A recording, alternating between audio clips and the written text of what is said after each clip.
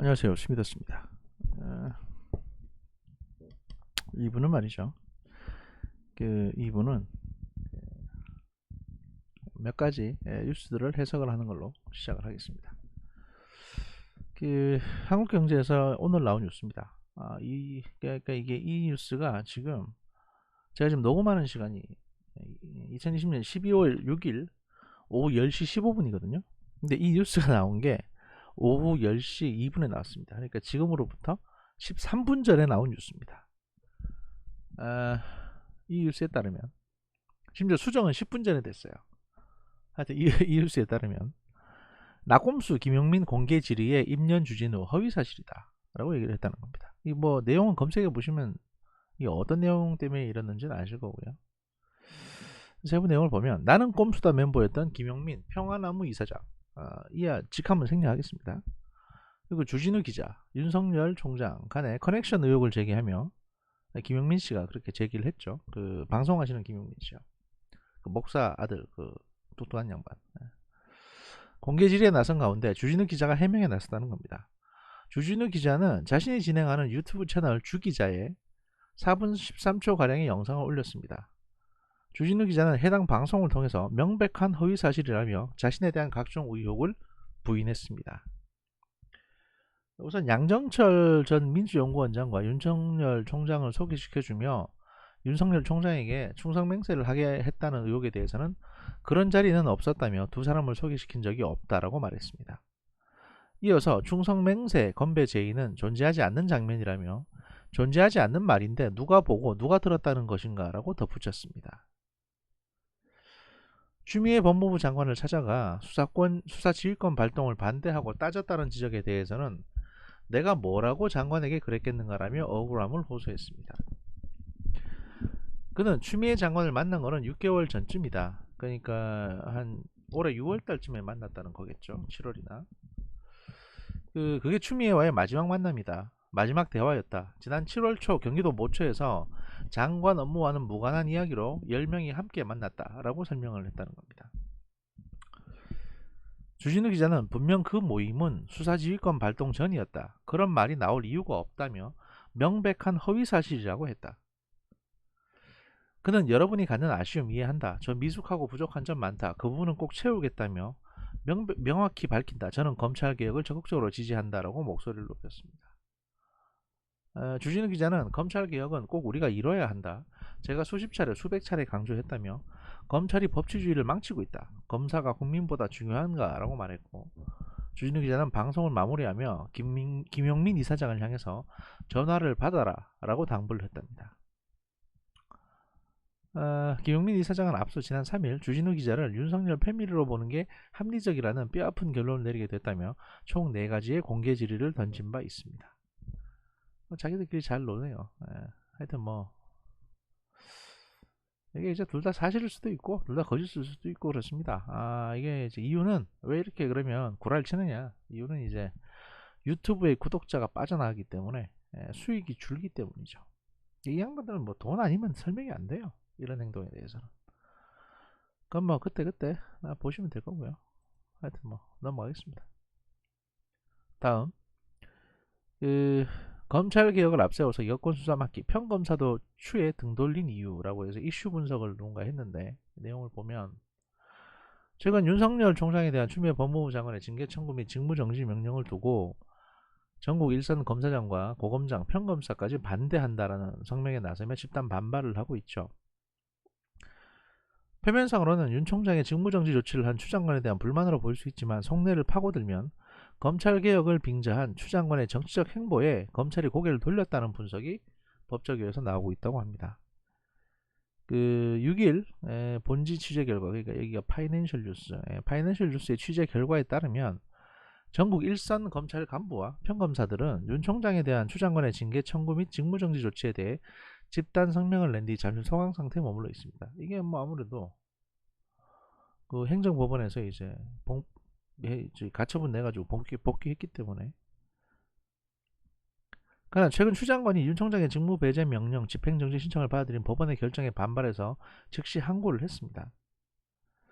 추 장관 측은 법원에도 늘 오판은 있고 판사에게 이는 숙명이라며 법원이 전국 검사들의 조직적 의견 표명에 영향을 받은 것으로 밖에 볼 수 없는 바. 이것도 웃긴 얘기인데 이거 판사 연맥이는 거거든요. 야, 검사들이 저렇게 들고 일하니까 판사 네가 흔들린 거 아니냐 이렇게 연맥이는 겁니다. 이거 사실 판사 출신 추미애 씨가 이러시면 안 되죠. 이건 진짜 모욕적인 행위인데 이걸 하셨네. 결국 검사들의 조직적 의견 표명이 목표한 바를 이룬 것이고 법원은 이를 간과한 것이라며 반발했다는 겁니다. 이어 법원도 검찰 스스로 정치적 중립성과 공정을 잃을 위험성을 지적했고 그러한 경우 법무부 장관의 지휘 감독권의 정당성을 인정했다면서 제가 보기엔 법무부 장관이 지금 정치적 중립성과 공정성을 잃고 계시는데 뭔 개소리를 하시는지 모르겠습니다. 법무부 장관은 검찰총장이 징계 청구서에 나타난 바와 같이 정치적 중립성과 공정을 잃었다 판단해 직무를 배제한 것이다. 뭐 블라블라 이렇게 말씀하셨답니다.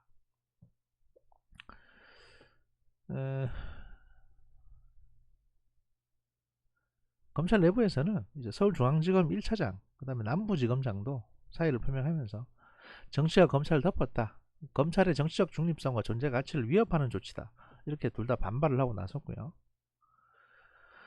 그 대부분의 평검사들도 이게 지금 범죄 수사를 막기 위해서 이렇게 자꾸 정치적인 어떤 그 행동을 하는 게 아니냐. 이렇게 이제 보고 있다는 거죠. 왜냐하면 실질적으로 하여튼 직간접적으로 지금 범죄 수사가 자꾸 막혀 있습니다. 근데 이제 이게 그렇게 좋지가 않은 게 이렇게 막는다고 해서 그 범죄 수사가 안 되는 게 아닙니다. 이 대통령 임기가 끝날 때쯤에 범죄 수사가 시작이 되면요, 그때는 걷잡을 수가 없어집니다. 그걸로 정권 넘어가요. 그러니까 추미애는 민주당을 위해서도 일을 하는 게 아닌 겁니다. 그냥 당장 자기 정치, 자기 모면 이걸 하고 싶은 거예요. 자기 뒷담화 깠던 한동훈 밉고 윤석열도 밉고 막 그런 겁니다. 그 사람이 나이가 한 60살쯤 돼, 한 60에서 62쯤 되면 굉장히 히스테리를 많이 부리거든요. 추미애 씨 아마 엄청나게 주변 사람들에게 갑자기 열을 내서 화를 내고 히스테리 부리고 그럴 텐데 이게 딱 이 시기 때 오는 증상입니다. 남자든 여자든 간에. 그게 지금 거기에 빠진 거죠. 지금 더 현명한 판단을 못 내리고 있습니다. 이거는 뒤로 좀 미루겠습니다. 이거는 뒤로 미루고, 자, 이낙연 씨 얘기를 좀 해보겠습니다. 그 이낙연 씨가 여러 가지 문제로 지금 휩싸여 있습니다. 그래서 이제 집권 여당의 대표이자 유력 대선 주자의 오랜 측근이 극단적 선택, 자살하는 초유의 사태가 발생을 했죠. 이낙연 더불어민주당 대표실 부실장이 당대표 부실장이 정치자금법 위반 혐의로 검찰 조사를 받다가 잠적한 뒤 숨진 채 발견이 된 것입니다. 이게 죽음을 둘러싸고 여러 의혹이 제기되고 있고 여야는 침통함 속에서도 뭐 검찰 책임이네 아니네 이렇게 공방을 하고 있습니다. 여기에 대해서 분석한 기사를 보면 일단 팩트 내용부터 먼저 쭉 설명을 드릴게요. 워낙 이런저런 얘기가 나오기 때문에 일단은 팩트부터 설명을 드리고 여기서 풀어보는 게 나을 것 같습니다. 이낙연 더불어민주당 대표실 부실장 이 아무개 씨가 12월 3일 밤 9시에 서울 서초동 중앙지법법원 근처에서 숨진 채 발견됐습니다. 12월 2일 이 씨에 대한 실종신고 접수 후에 기동대가 법원 인근에 대한 수색작업을 벌였고 3일 과수대가 이제 이 씨의 신원과 사인을 파악을 했습니다. 이 씨는 옵티머스 자산운용 관계사인 트러스트 O를 통해서 지난 4.15 총선이 한창이던 2월에서 5월 사이 서울 종로구 이낙연 대표 선거사무실에 복사기, 그러니까 복합기를 설치하고 렌트비 76만원을 대납하게 한 혐의를 받았습니다. 그래서 선관위에서 이제 고발당했죠. 정치자금법 31조에 따르면 국내외 법인은 정치자금을 기부할 수 없게 되어 있습니다. 그러니까 이제 회사는 개인에게 정치자금을 기부할 수 없어요. 그러니까 그 회사원들이 개인 자격으로 정치자금을 내야 되는 겁니다. 지금 법이 그렇습니다. 근데 지금 법인이 이렇게 대신 대납을 해줬기 때문에 이건 어떻게 보면 명백하게 정치자금법을 위반한 겁니다. 예, 서울시 선관위는 이 씨 등 2명을 정치자금법 위반 혐의로 검찰에 고발을 했습니다. 앞서 이낙연 대표 측은 문제가 불거지자 지역사무소 관계자가 지인을 통해서 해당 복합기를 넘겨받았는데 실무자 실수로 명의 변경이 정상적으로 이루어지지 않았다고 해명한 바 있습니다. 또한 이 대표는 복합기는 참모지인의 지인을 통해서 빌려온 것으로 선관위 지침에 따라 정산 등에 필요한 조치에 나서겠다라고 옵티머스와 연루 의혹에서 선을 그었습니다. 근데 이게 중요한 게 옵티머스라는 게 말이죠. 그 범죄 자금이거든요. 트러스트 홀에 있는 옵티머스 자금은 횡령을 한 범죄 자금입니다. 개인 투자자들의 어떤 투자금을 횡령을 한 거예요. 그거를 정치자금으로 받았기 때문에 소위 말해서 피 묻은 돈을 받은 거고, 이렇게 되면 이낙연은 끝난 겁니다. 어떻게 보면. 하여튼 이 씨는 이 사건과 관련해서, 그러니까 이제 돌아가신 분은 11월 말에 이어 12월 2일에 두 번째로 서울중앙지검 이성인이 지휘하고 있습니다. 서울중앙지검 경제범죄 형사부에 출석을 해서 조사를 받았습니다. 그 6시 30분까지 조사받고 저녁 식사 후에 다시 조사를 하기로 했는데 그냥 사라져버린 거죠. 가족들이 이 씨가 변호인과도 연락이 되지 않는다면 경찰에 실종신고를 접수했고, 경찰이 휴대전화 위치 추적 등을 통해서 그를 발견했습니다. 이 씨는 숨지기 전에 가족들에게 미안하다라는 말을 남긴 것으로 전해졌습니다. 이에 경찰은 이 씨가 극단적인 선택을 한 것으로 추정하고 주변인들을 상대로 정확한 사망경위 조사에 나서고 있습니다. 이 씨를 조사하던 서울중앙지검은 12월 3일에 이런 일이 발생해 매우 안타깝게 생각하며 유가족분들에게 깊은 애도를 표한다고 입장을 밝혔습니다. 이 씨는 첫 조사에서 정상적으로 조사를 마친 뒤 귀가했고 사망한 두 번째 조사에서도 진술을 거부하거나 이상 증세는 보이지 않았던 것으로 일단 대외적으로 나왔습니다. 그런데 일단 경찰이 지금 사망 원인에 대해서 조사를 하고 있고, 그렇게 되면 이제 핸드폰 풀어가지고 핸드폰 통화 내역도 다 확인해 봐야 되거든요. 그러니까 이낙연하고 통화했는지 아니면 이낙연 측근하고 통화했는지 확인을 할 겁니다. 또는 그 안에 뭐 녹음되어 있는 파일은 있는지. 녹음 파일이 있다면 더 치명적이겠죠, 그죠? 이낙연 씨한테 통화 녹음 내용 파일이 있다면.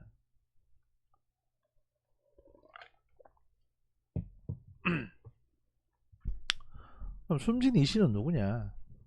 이 씨는 이낙연 대표의 오랜 측근으로 알려져 있습니다. 이 대표가 그 전남도지사 역임 전에 전남 한평 영광 등 지역구 국회의원이었을 때 이 씨는 비서관으로 10년 가까이 지역구 관리를 맡았었고요. 그러니까 보좌관이었던 거죠. 지역보좌관.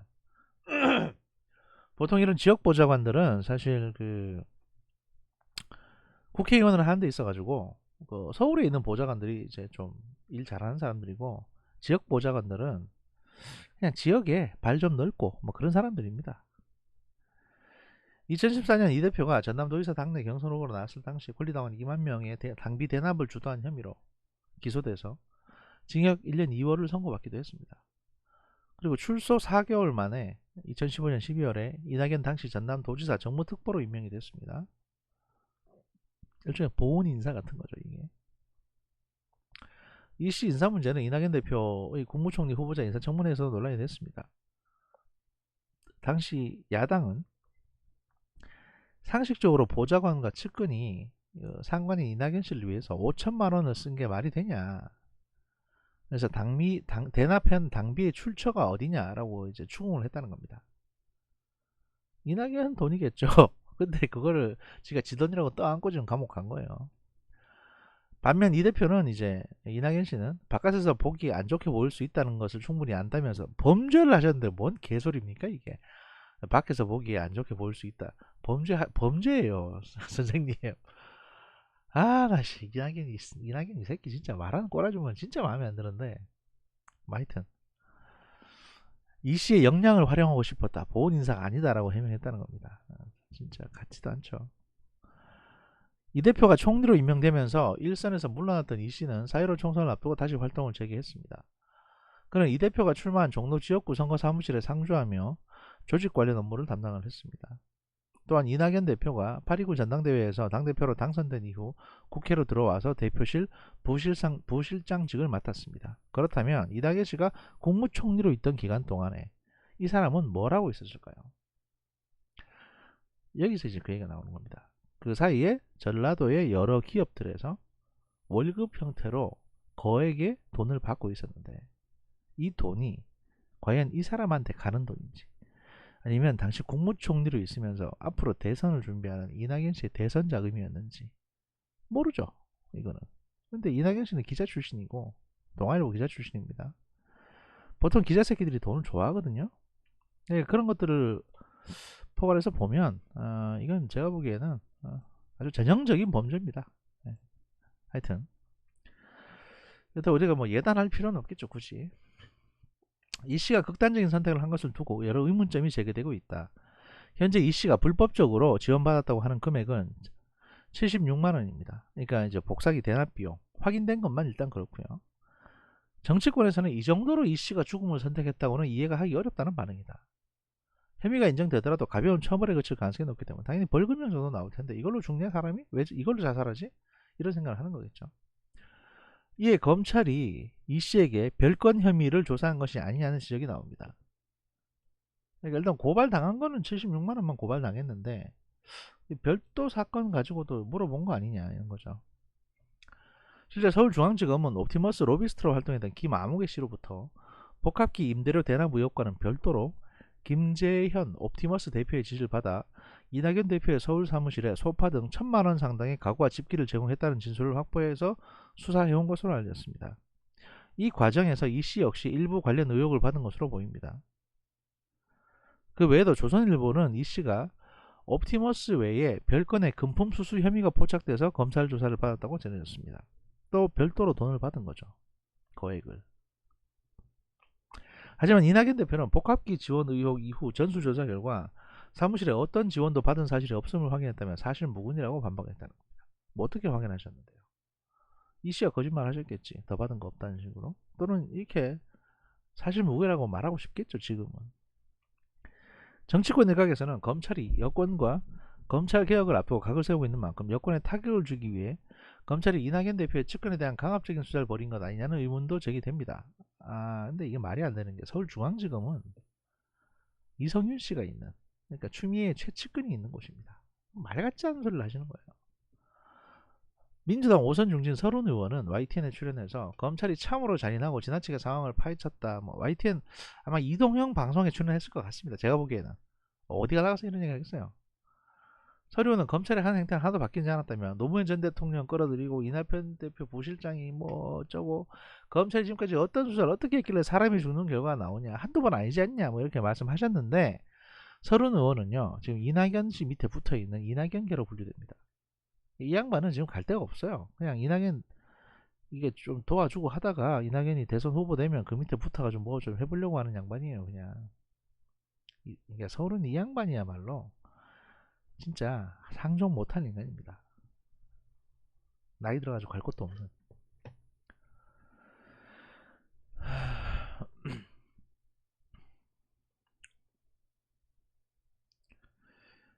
그 법조계 관계자 역시 이 씨에게 무슨 일이 있었는지 현재로서는 알 방도가 없다면서도 검찰 조사는 변호인이 입회한 가운데 지정됐고 만약 검찰이 강압수사를 했다면 변호인이 가만히 있었겠냐. 또한 검찰이 이 씨에게 저녁 식사를 밖에서 할 수 있도록 내보냈다. 이는 조사 과정에서 큰 문제가 없었다고 검찰이 판단했을 수도 있다고 기점을 했습니다. 당연히 그렇죠. 진짜 피해자로 구속시킬 생각이었으면 안에서 밥 먹으라고 하겠지. 저기 여기 계세요. 그냥 저희가 밥 시켜드릴게라고 했겠지. 나가서 식사하고 들어오세요라고 한 거는 약간 분위기 자체는 편안하게 한 거예요. 다만 이제 물어보는 질문이 좀 되게 좀 까다로운 것들을 물어봤겠죠. 그 서른 의원에 의해서 이제 우상호 의원은 CBS 라디오 김현정 방송에 출연해가지고 내용을 정확히 파악할 수 있는 사람이 없어서 대체 어떻게 된 일인지 설왕설래하고 있다며 당 전체 분위기가 어둡다, 착잡하다 뭐 이런 말을 했다고 합니다. 그러면 뭐 윤석열 총장이 어쩌고저쩌고 얘기했는데 이런 건 중요한 건 아니고, 그래서 이제 이 고인의 뭐 어쩌고 저쩌고 이런 얘기들이 쭉 나옵니다. 이건 근데 사실 뭐 길게 볼 건 아니고 우리가 이제 이런 일단은 팩트를 봤습니다. 그러면 팩트를 봤는데 그 다음에 그렇다면 이 사람의 행동을 보면 과연 어떤 일이 있었는지 알 수도 있겠죠. 잘하면. 자, 이 양반이 오늘 이걸 씁니다.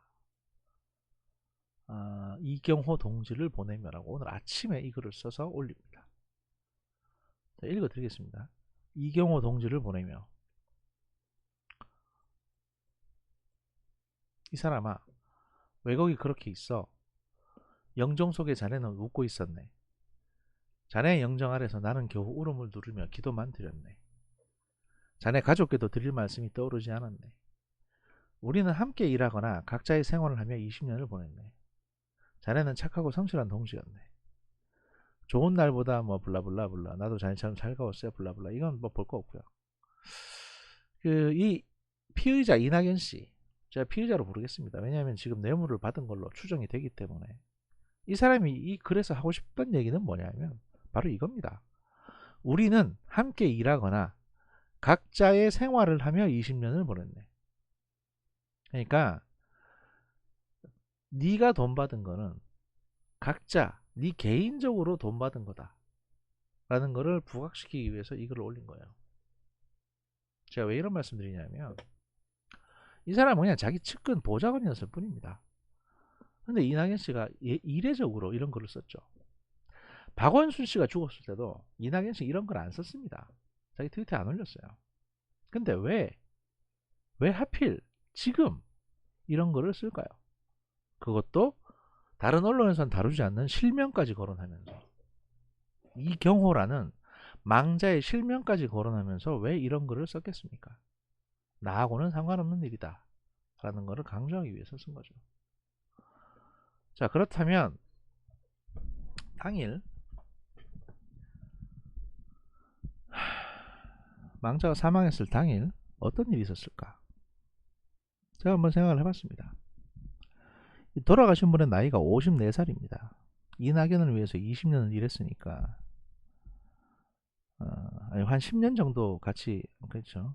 알고 지낸 건 20년이고 실제로 집중적으로 일한 건 10년이니까 한 44살부터 일을 했다고 봐야 되겠죠. 안지는 34살부터 알고 지냈을 테고.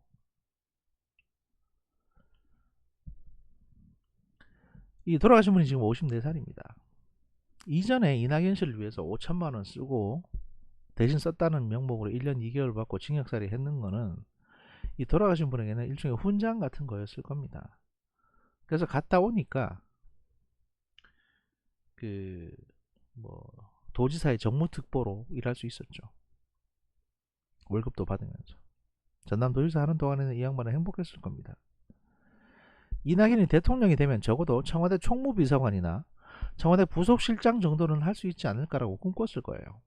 왜냐면 자기가 이낙연을 위해서 감옥도 갔다 왔고 제가 보기엔 이낙연의 돈 관리도 어느 정도 뭐 돈을 받는 역할을 주로 했을 거로 보여지거든요. 원래 이제 실제 이낙연 같은 사람은 돈 관리는 본인이 직접 합니다. 대신에 받는 거를 남한테 시키는 거죠. 받은 총액이 이제 억 단위가 넘는 걸로 지금 보여지는데 여러 기업에서 월급 형태로 받았다고 하는데 고액이라고 하니까 이렇게 되면 이제 이게 만약에 밝혀지면 이전 전과도 있고 하니까 이 이모 돌아가신 분이 이번에 독박 쓰고 들어가면 5년은 우습게 나옵니다. 징역 5년. 왜냐면 이건 뇌물에 속하거든요. 5년 동안 감옥에 갔다 오면 이낙연이 그 사이에 뭘 해줄 수 있겠습니까? 솔직히 요번에 사실은 이 양반이 제가 보기에 공천도 기대했을 거예요. 은근히. 요번에 공천을 주거나 아니면 다음번 국회의원 선거 때 나한테 공천을 좀 줬으면 이런 생각도 했을 겁니다. 왜냐면 자기 나이가 지금 54인데 지금 뭐 4년 임기 한다고 그래도 이제 좀 있으면 환갑이에요. 남자한테 환갑이라는 거는 아주 독특한 의미거든요. 이제 인생이 거의 끝났구나라고 생각합니다. 그래서 이제 이런저런 혐의가 자꾸 드러나고 검찰이 이것도 알고 있고 저것도 알고 있고 하다 보니까 전화를 했겠죠. 이낙연한테 직접 전화는 못했을 테고 그 측근한테 했든지 아니면 뭐 이낙연한테 직접 했든지 뭐 대포폰을 이용해서 했든지 했을 겁니다. 그런 얘기 했겠죠. 야 이성윤하고 얘기했으니까 서울중앙지검장 이성윤하고는 얘기가 돼 있으니까 다 네가 받은 걸로 하고 들어가면 된다 라고. 그래서 이 54살 먹은 이 양반은 지금 내가 들어가면 환갑이나 돼야 나오는데 지금 이낙연 씨가 대통령이 되더라도 못 빼주죠. 못 빼줍니다. 한번 빼줘, 한번 이렇게 안 좋은 모습 보이는데 어떻게 또 빼줘요? 근데 요번에 가면 그냥 그대로 인생 끝나는 겁니다. 그러니까 차가운 검찰청 계단에 앉아가지고 인생을 돌아보고 화도 나고 마스크 때문에 숨도 차고 이래서 그냥 자살하셨겠죠. 에라이 씨 이러면 세상 이러면서 그렇게 보입니다. 제가 보기엔. 3부에서 뵙겠습니다.